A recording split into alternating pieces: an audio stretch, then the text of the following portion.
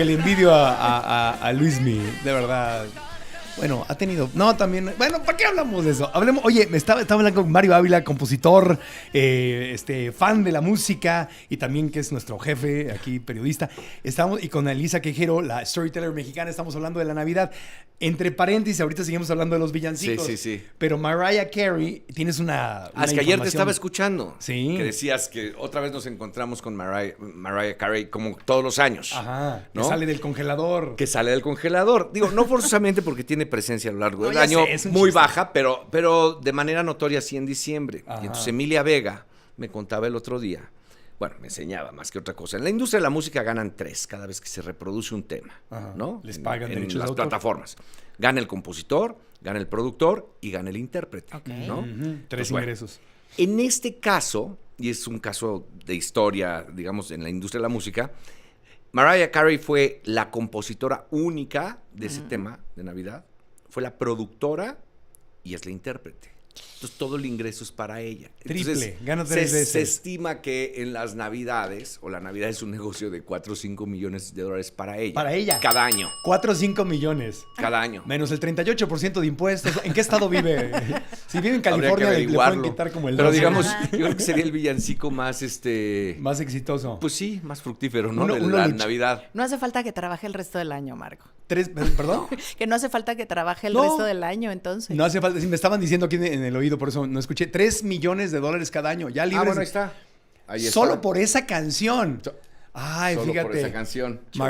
Yo debería haberme casado con Mariah Carey. Imagínate. Pues, Sería Marco de Carey. No, pues imagínate, el arbolito de Navidad cada año. Oye, qué cosa. Luismi, te equivocaste. ¿Cómo soltaste, Luismi? Oye, volvamos a los villancicos. Entonces, hablamos que los villancicos vienen de la villa. De la villa. Eran como noticias O sea, con eran- música.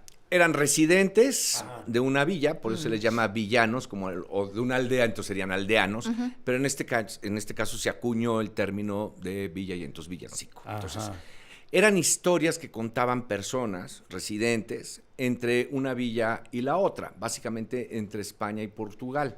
Y ahora, preparándome para el programa, me llevé una grata sorpresa, porque en el año 1128 aproximadamente es el primer registro que se tiene de un villancico, es decir, de una persona cantando una historia, y fue en la ciudad de Ávila, en España. Entonces, dije, wow, pues Wow, qué en interesante. ciudad, ¿no? Entonces, ¿En qué momento se vuelven religiosos? ¿En qué momento Mira, se vuelven ya como la eso yo creo bandera? que es la pregunta más importante. La verdad es que así ocurre en España y en Portugal, porque me gustaría contar un poco los paralelismos en el caso de la cultura inglesa. Ajá. Allá los villancicos, bueno, ahora se les llama así, pero eran cánticos que se hacían para la cosecha. Hace un momento hablabas de las cosechas, Elisa. Entonces, Claro. todas estas formas de expresión fueron encontrando, como ya después en nuestros tiempos, ya a mediados del siglo pasado, ¿no? Como el gospel que llegó a las iglesias. Ajá. Es decir, vieron en la música una forma de celebración y en su momento de alabanza. Claro. Y ahí es cuando, ahora que hablabas de la iglesia, digamos, tropicalizando su calendario y sus cosas, El sincretismo religioso.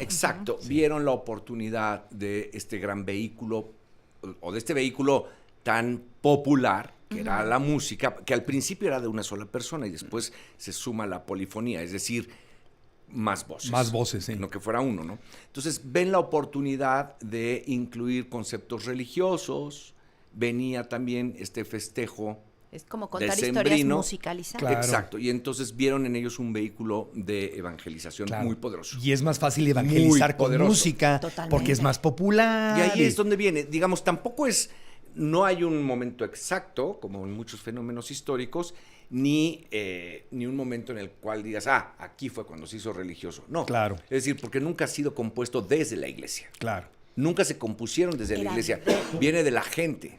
De La gente fue la que dijo, bueno, vamos a ir contando ahora la historia del nacimiento de Jesús, pero cantado. Y ahí Ok. empezó. Como contaban las historias de villa a villa. Ah, Villa. Claro. En el caso, y también voy a lo siguiente, es decir, y llama la atención cómo es la concurrencia de fenómenos culturales en el mundo, porque casi al mismo tiempo ocurría esto, insisto, en Inglaterra, que adoptaron este término de carol para referirse a este tipo de canciones, en Estados Unidos En igual. Inglaterra cuando eran católicos. Todavía, Exacto, cuando antes eran de católicos separarse de la todavía. iglesia. Y de la misma forma ocurrió también en Italia, ¿no? Ahora te doy el término que tienen para ello, pero así se fueron, digamos, ligando al concepto de la Navidad y teniendo esto. Bueno, y en Estados Unidos, las formas más populares, o sus carols, ¿no? Son a Christmas mediados Carol. del siglo pasado con Bing Crosby, Bing Crosby, o sea, ya es con la mucho más Blanca reciente. Navidad. Sí. Entonces, White esos son Christmas. sus villancicos. No es que no hayan existido desde antes, sino estos ya son adoptados, digamos, y aceptados popularmente como las canciones de Navidad. Y en su momento La Blanca Navidad fue uno de los álbums más vendidos en la historia. Claro. ¿No? Y es Buen que- negocio, ¿no? Sí. Y es que yo creo que la música te ayuda a recordar, Sí. la música te ayuda y por eso se vuelve como proceso de evangelización. Claro. Y de pronto tan importante, ¿no? En posadas y pastorelas, ¿qué pasa aquí? Ajá. Con la música. Ajá.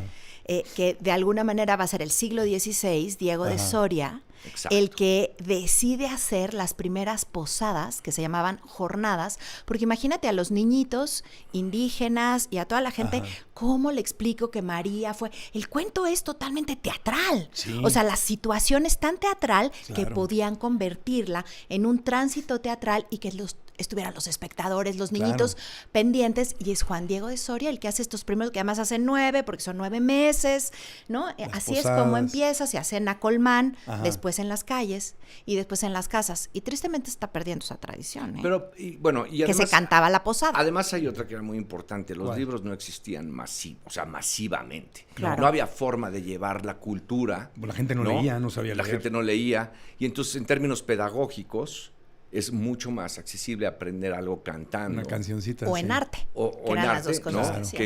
Que simplemente en una sesión de catequismo que lo había desde ese entonces, de catequizar a la gente. Entonces, por eso ven en la música un vehículo Popular. muy poderoso. Claro. Y decir también que hubo compositores de música clásica, como es el caso de, te voy a decir, de Louis-Claude Duquin, un francés que escribió 12 villancicos para órgano. ¿A qué voy con esto?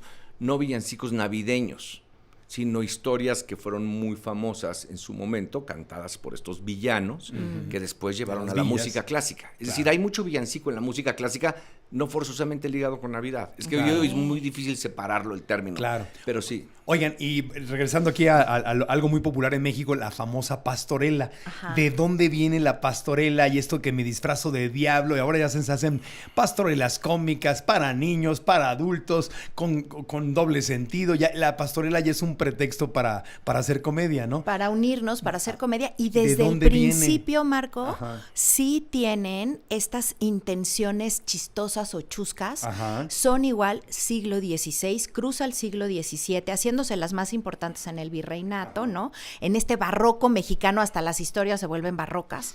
Y lo que intenta es, de nuevo, ¿cómo voy a hablar del bueno, del malo, de lo que sí se debe hacer, de lo que no se debe hacer, de cómo el diablo está causando las tentaciones? Es hacer una obra de teatro para poder evangelizar. O sea, es cómo Sí. vuelvo a centralizar. Y quizás ahí los villancitos hacen este movimiento de lo común. Si todo está centralizado en Dios y en esta historia, pues todo se vuelve hacia Claro. eso. Es que había que hacerlo popular. Recordemos que la misa era en latín. Entonces, imagínate, Ah. nadie. De por sí, la gente no leía y al gobierno o iglesia no le interesaba que la gente leyera. O sea, porque no los quería mantener así. Una de Pero las nadie pastorelas mejor preservadas al día de hoy, y después prometo traerles algún dato sobre ello, porque ahorita no estoy con esta información, pero es la de Tepozotlán.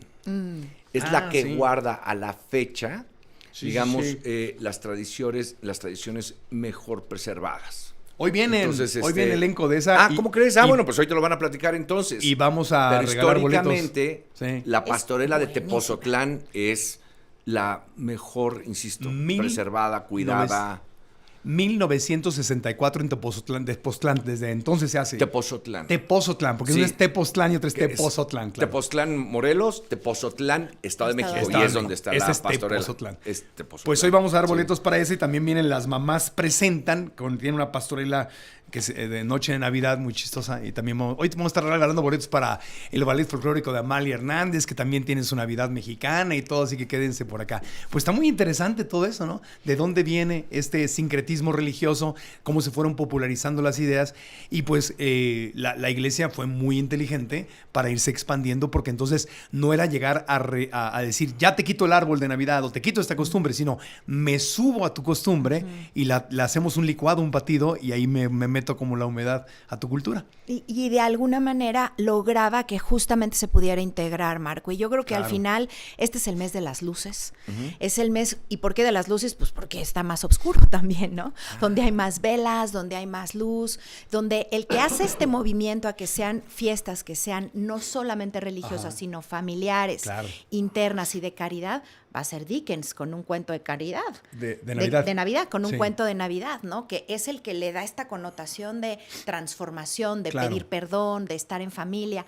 Al final creo que son fiestas que se deben de abrazar. Acuérdense que cada vez dejamos memorias en los niños. Sí. Lo importante de Navidad es qué le vamos a dejar a los niños para que lo puedan igual seguir haciendo. Y pues bueno, finalmente este nacimiento de Dios es un nacimiento de luz, ¿no? Es un nacimiento de posibilidad, de esperanza, si lo vemos desde ahí, ¿no? Que ese es otro término muy cristiano, lo de la luz del mundo, que hay incluso una iglesia muy controvertida que se llama así, pero esto viene desde antes del cristianismo. La luz del mundo era el sol, que regresaba después del invierno, y sin esa luz no vivías, no había cosechas, no había nada, te morías en el invierno. Entonces, por eso el dios sol, la luz del mundo.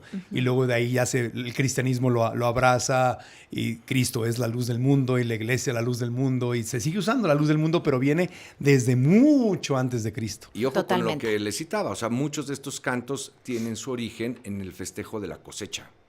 Claro. Sí. Entonces ahorita hablando Claro, justo porque de las lo que era cosechas. importantísimo era los términos y la cosecha y el calendario agrícola de si voy a vivir o no voy a vivir. Claro, Sí. no había cosecha, no había comida, no había Incluso, nada. ¿por qué comíamos sobre todo animales de granja? Porque se morían. Claro, bueno, y el tema del Thanksgiving o la acción de gracias en Estados Unidos es justamente porque sobreviven con las A la cosechas, hambruna. sobreviven al hambre, exactamente, y festejan con los locales, con los indígenas, que luego se los echan al plato y los exterminan, ¿no? Pero por eso el Thanksgiving es bastante controvertido, También. pero rescatamos lo bonito, hay que rescatar lo bonito, el tema de decir gracias, el tema del nacimiento de Cristo, seas cristiano, no seas cristiano, porque hay mucha gente de la comunidad judía que nos escucha, que era Cristo, pues un maestro de perdón, de amor, de conciliación, De milagro, de que humildad. también es Hanukkah. Hanukkah es exactamente. recordar los milagros, y así como se prende la Hanukkah, bueno, se prende la corona de Adviento, ¿no? Claro, Que todo se va ligando. Nos despedimos de Telefórmula, se quedan con Maxine Goodside. Mi querida Elisa Queijeiro, ¿dónde te encontramos para aprender más de historia? Muchas gracias, estoy como Elisa Queijeiro en todas las redes. Feliz de poderles compartir más historias. Mario Ávila, ¿tienes tus redes sociales? Gracias. Échatelas. Sí, para el caso de la música, sí. Mario Ávila Piano ahí en Instagram.